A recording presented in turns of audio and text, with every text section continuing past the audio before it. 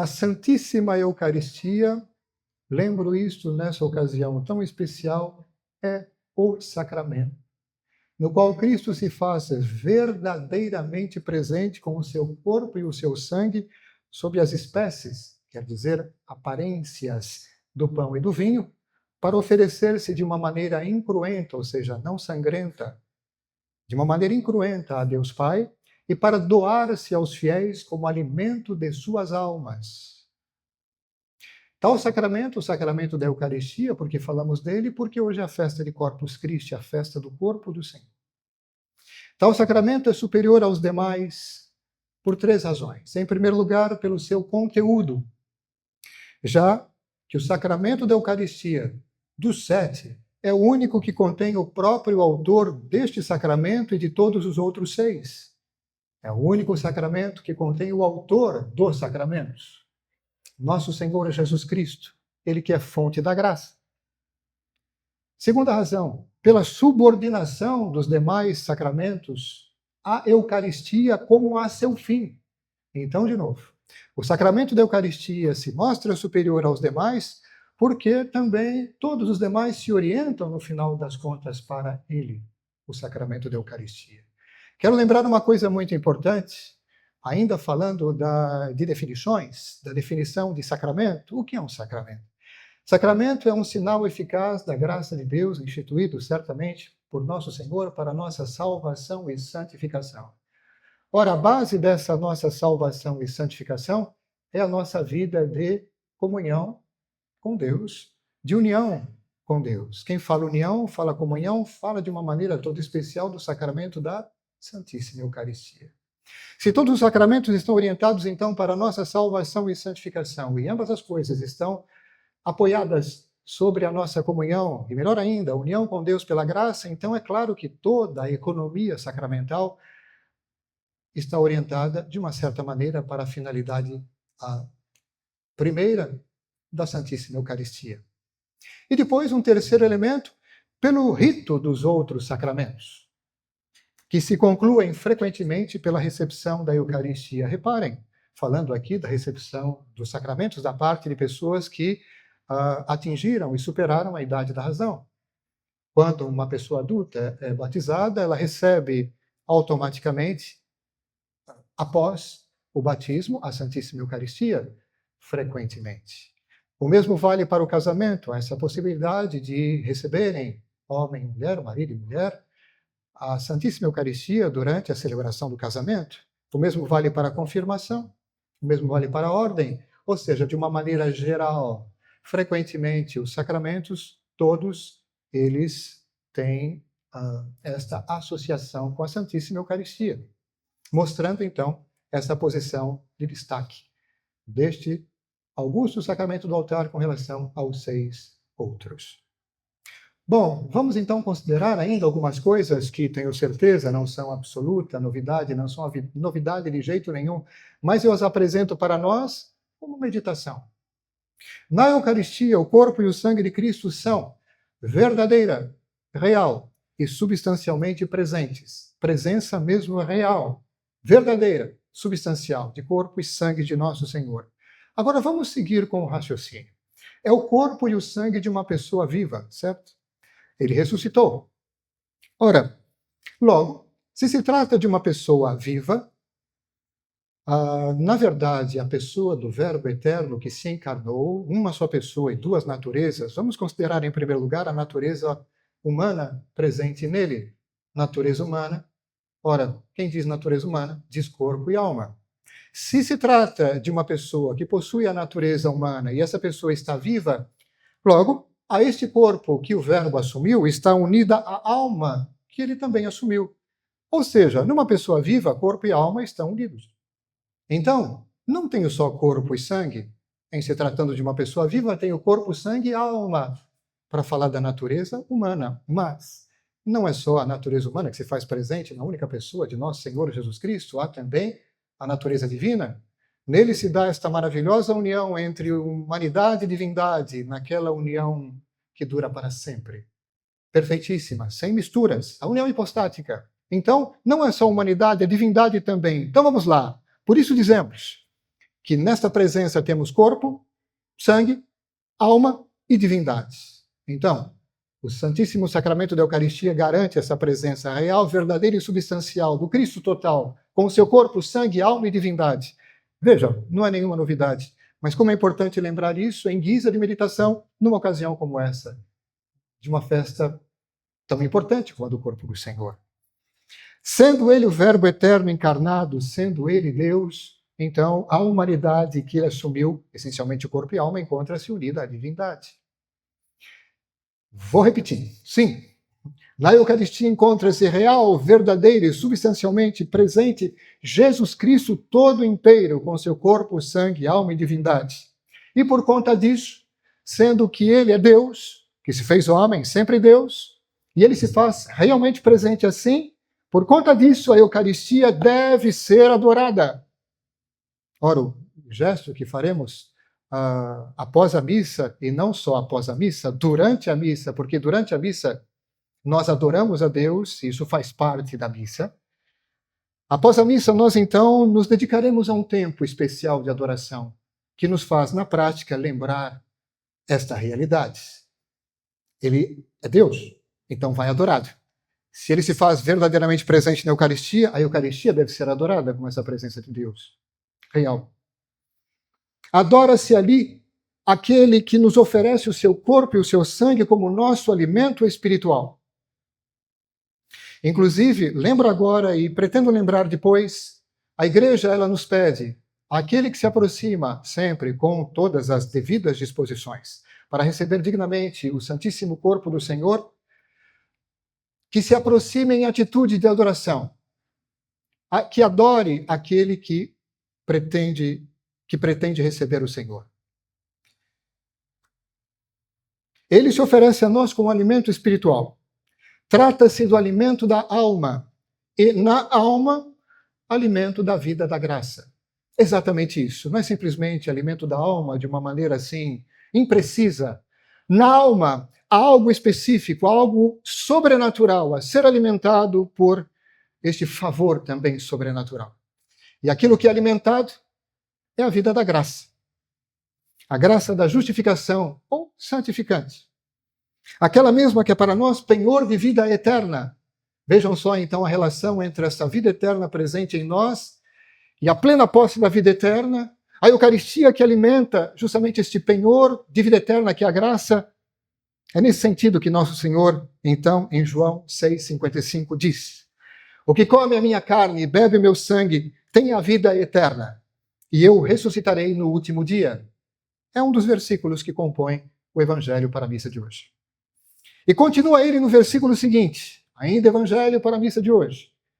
João 6,56. Porque a minha carne é verdadeiramente uma comida, e o meu sangue é verdadeiramente uma bebida. Não é uma simbologia, uma metáfora, uma alegoria, é algo real, verdadeira comida e verdadeira carne de nosso Senhor, verdadeira bebida e verdadeiro sangue de nosso Senhor. Foi algo, aliás, que ele disse naquela ocasião com bem notável insistência. Que ocasião? De onde vem, por exemplo, este trecho do Evangelho segundo São João, que nós consideramos na missa de hoje? Ora, vem da narração daquele fato bem curioso, em que nosso Senhor, como tantas outras vezes, ensinava, pregava, dizia coisas fundamentais, e aqui falava especialmente sobre a Santíssima Eucaristia, que ainda não recebia esse nome, e ele dizia este mistério em termos como os seguintes: quem come a minha carne e bebe meu sangue tem a vida em si. Aquele que come a minha carne e bebe meu sangue permanece em mim e eu nele.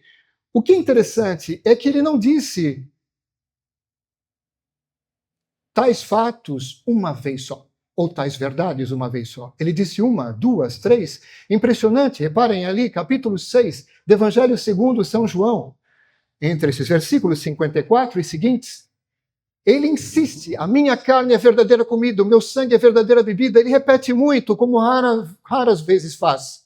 E o mais curioso é que quanto mais ele repetia, mais as pessoas achavam estranho e iam embora. Abandonavam, por exemplo, nosso Senhor, o Mestre, ali, quase que falando sozinho, porque achavam aquele discurso um pouco difícil de se entender, muito fora de contexto. Como assim comer a carne e beber o sangue para um judeu comum? Isto é um absurdo. E como é que ele vai fazer? Eles não entenderam nada. Claro que nosso Senhor ainda não trazia a explicação completa e integral do mistério da Santíssima Eucaristia, mas já apresentava algo muito importante. E repetia, apesar de muita gente torcer o nariz e ir embora, porque ele veio dar testemunho da verdade, custe o que custe, e quem é da verdade escuta a sua voz.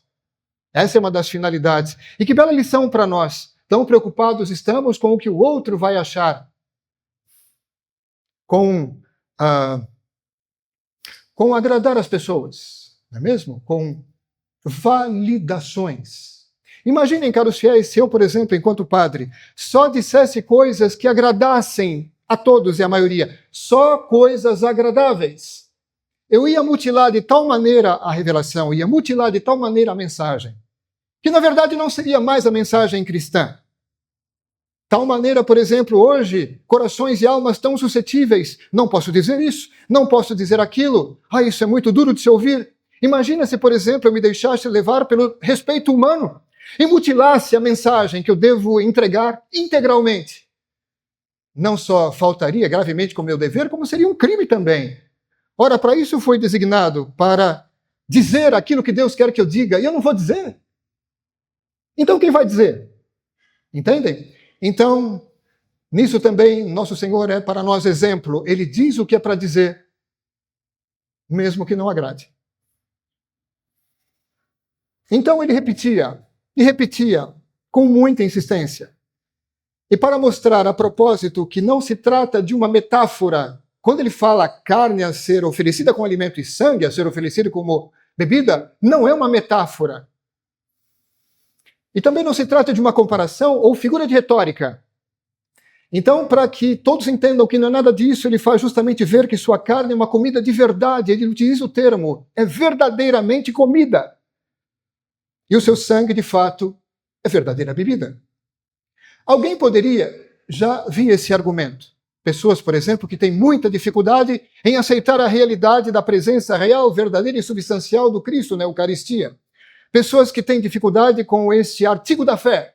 Pessoas que têm dificuldade séria e grave com a fé. Simples assim. Então, lá vem, quando uma pessoa, por exemplo, se sente incomodada com o artigo da fé, uma espécie de dispositivo mental, de mecanismo de defesa psicológico se desdobra para que a pessoa se oponha àquela verdade que a incomoda tanto. Então alguém poderia, nesse sentido, objetar que tratar-se-ia, sim, de algo simbólico, onde já se viu. É um símbolo apenas, é uma metáfora.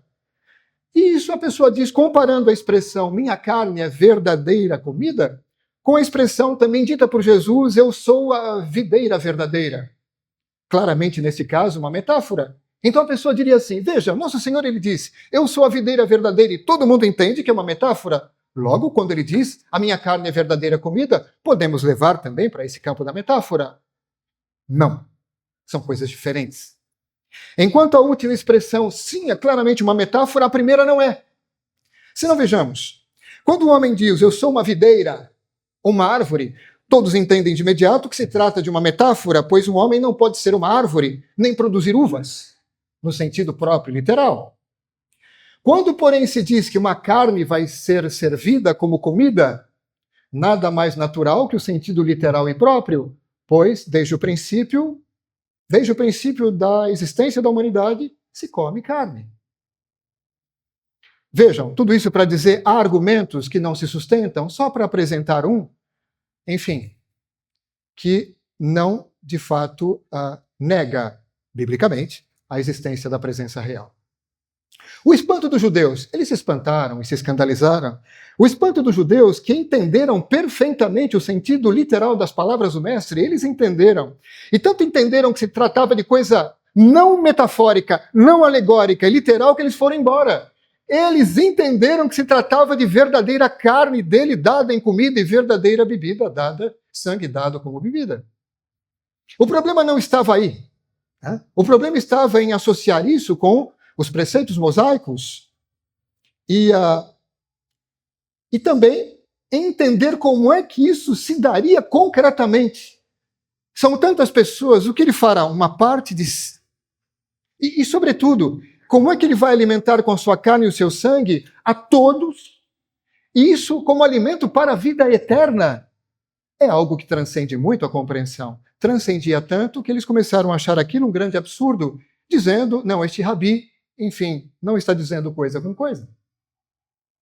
Dizendo, caros fiéis, minha carne é verdadeiramente uma comida, Jesus, no final das contas, diz aos judeus, por favor, não se espantem com isso, nem tomem noutro sentido, as minhas palavras. Porque eu vou dar a minha carne de verdade para ser comida por vós. Muito embora a forma como isso iria acontecer permanecia velada a forma para aquelas pessoas, sendo que Jesus ainda não tinha instituído a Eucaristia. Quando, porém, ele institui a Eucaristia, naquela ceia derradeira, o que ele diz? Tomai todos e comei, isto é o meu corpo. Então os apóstolos, que estavam inclusive presentes àquela ocasião, dizem, agora entendemos. Sim. Acontece aqui uma maravilhosa transformação. O pão se transforma realmente em carne, é carne. Quando nós consideramos, por exemplo, a expressão bíblica da epístola de hoje, da carta de São Paulo aos Coríntios, no capítulo 11, a expressão é isto é o meu corpo, e o verbo aqui é o verbo ser em grego, não admitindo nenhuma outra tradução ou interpretação. Quando nós estudamos a exegese bíblica, estudamos o grego, o verbo ser é só verbo ser. Não pode ser traduzido por representa, faz pensar em, simboliza. Não, ser é ser. E eles então perceberam, de fato, algo aqui miraculoso acontece. E sim, a transubstanciação é algo maravilhoso. A passagem da substância do pão para a substância do corpo, da carne, é algo miraculoso. Da mesma maneira, a mudança da substância do vinho para a substância do sangue. Agora sim, tudo se encaixa. Dessa maneira, sim, ele dará a sua carne real e o seu sangue também real em comida e bebida, em alimento para as almas. Diz ele no versículo 57, sigo aqui a sequência dos versículos do Evangelho, quem come a minha carne e bebe meu sangue permanece em mim e eu nele. Então sim, o fruto deste alimento é uma comunhão com ele na graça intensificada. Insistindo ainda sobre a mesma ideia, comer a carne e beber o sangue, Jesus passa agora a exprimir o efeito da comunhão eucarística dignamente recebida, porque não basta simplesmente receber a Sagrada Hóstia. É necessário que a pessoa comungue dignamente, essencialmente, em primeiríssimo lugar, em estado de graça, como inclusive eu lembrei no começo, antes do sermão, e com reta intenção. As condições fundamentais para que se receba com o mínimo de dignidade significa estar em estado de graça e receber com reta intenção. Mas é claro que há outras condições também, outras disposições, das quais falarei no final. Ora, eis o efeito espiritual maior. A comunhão com Cristo na graça alimentada, reforçada. União efetiva com Ele na graça. Vamos considerar uma coisa. No batismo, o Divino Mestre escolheu a água para melhor significar a purificação espiritual realizada por aquele sacramento, porque a água é para o corpo um elemento purificador. Vejam, sacramento significa sinal eficaz da graça de Deus para a nossa salvação e santificação. Ou seja, ele opera aquilo que ele indica. Se ele indica, por exemplo, externamente purificação, ele realiza internamente essa purificação que expressa exteriormente. Claro que não se trata de purificação do corpo no batismo, é purificação da alma. Da mesma maneira, a Santíssima Eucaristia, ele se dá às nossas almas em alimento, o seu corpo e o seu sangue em alimento. Enquanto que o enquanto o pão alimenta o corpo, este pão celeste, o Filho de Deus que se entrega a nós, entregando-nos a sua carne e o seu sangue, é alimento não do corpo agora, mas alimento da alma. Uma outra coisa muito importante, quando se trata, uma comparação, uma analogia, quando se trata, por exemplo, do alimento do corpo, ora, quando nós o assimilamos, ele se torna no nosso corpo, por exemplo, o pão. Agora, quando nós recebemos este pão do céu, o próprio nosso Senhor Jesus Cristo, alimento da alma, ele não se transforma no nosso corpo. Aliás, nós o recebemos para que nós nos transformemos cada vez mais nele. Esta é a grande diferença. Cristo permanece na alma e a alma permanece em Cristo pela graça santificante. Esse princípio conhecemos de cor. Esta mesma promessa de permanência do Senhor, de habitação dele na nossa alma, junto com o Pai e o Espírito Santo, Deus faz aquele que verdadeiramente o ama. E aquele que o ama de verdade guarda a sua palavra, obedece fielmente a ele, que, aliás, faz da comunhão com ele um preceito. Reparem que nosso Senhor, ele diz que a comunhão eucarística é obrigatória. João 6,54. Em verdade vos digo, se não comerdes a carne do Filho do Homem e não beberdes o seu sangue, não tereis a vida em vós. Querendo dizer, é necessária a comunhão. É algo obrigatório. É uma outra maneira de falar desta obrigação. Eis aqui a razão e a essência deste preceito que nos manda comungar. Agora, caros fiéis, atenção, não de qualquer jeito. Comungar mesmo com todas as necessárias disposições, porque se não houver as disposições necessárias, se, por exemplo, não houver a fundamental, que é o estado de graça, não há comunhão. Há uma recepção simplesmente física da Sagrada Hóstia, que inclusive produz o efeito inverso daquilo que quereríamos. Gostaríamos de receber nosso Senhor para reforçar a comunhão com Ele, mas se não temos a graça e fazemos a comunhão eucarística cair como que num vazio espiritual, olha, isso é um grave desrespeito para com a Sagrada Hóstia. E ao invés de ser para nós vantagem, espiritualmente falando, é para nós grande desvantagem, para dizer o mínimo. Na verdade, nós sabemos muito bem que quem comunga, consciente de pecado mortal, quem comunga sem possuir a graça santificante na alma, comete um grave desrespeito, um sacrilégio, na verdade. Então vejam, nosso Senhor, ele diz, a comunhão eucarística é algo fundamental. Aliás, ele instituiu para que nós nos servíssemos dela.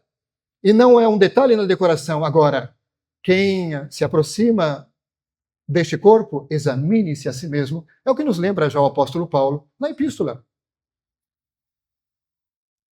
Muito bem, voltando ao amor, que é o contrário justamente daquilo que rejeita esta comunhão.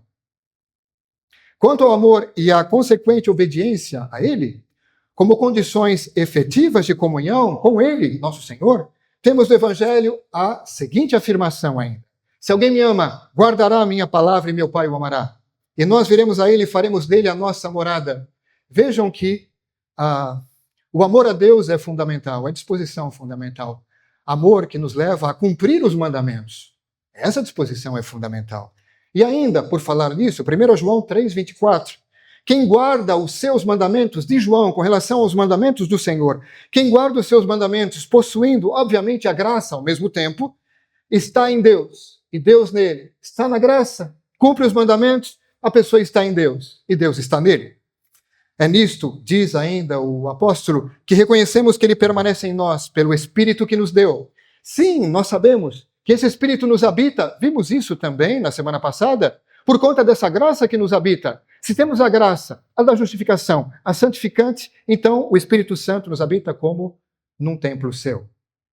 E se nós temos o Espírito Santo assim, então temos o Senhor morando em nós e temos comunhão com Ele. E é isso que deve ser alimentado pela comunhão eucarística. A comunhão eucarística não serve para outras coisas, para eu me sentir melhor, para não ter sucesso nisso. Como assim?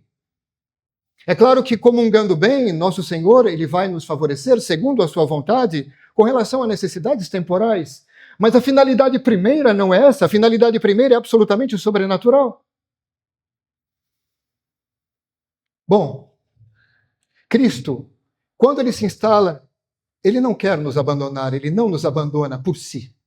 Porém, como somos livres, precisamos guardar os mandamentos e com muita vigilância, permanecer na graça e na caridade sobrenatural pelo cumprimento destes mesmos mandamentos, para conservarmos nossa união com Cristo e assim não o expulsar de nossas almas pelo pecado mortal, ou seja, o oposto, o absoluto oposto de toda essa maravilha de comunhão com Deus.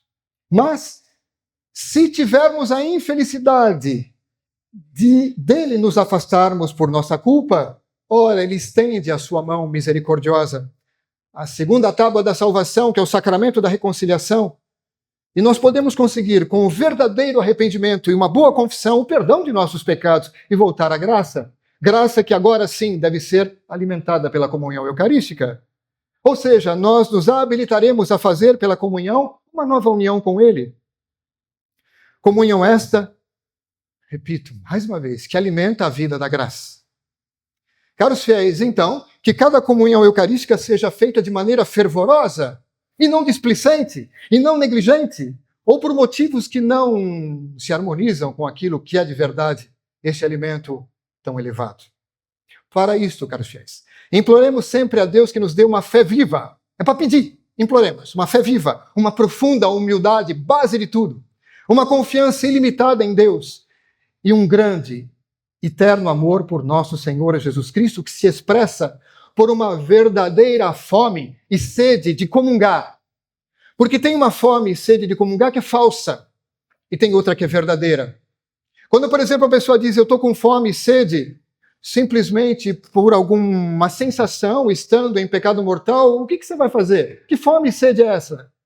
Agora, eu estando na graça e sentindo no fervor e no amor a Deus, aquele desejo, aquele santo desejo, isso sim é aquela fome e aquela sede de comungar, aquela que nos leva adiante. Então, meu Deus, dai-nos esta fome e esta sede. Esta boa fome e esta boa sede de comungar bem. Sim, comungar e comungar bem. Lembrando, caros fiéis, para encerrar, que uma boa comunhão eucarística exige adoração antes, durante e após a digna recepção do Santíssimo Sacramento do altar. Louvado seja nosso Senhor Jesus Cristo. Em nome do Pai, do Filho e do Espírito Santo. Amém.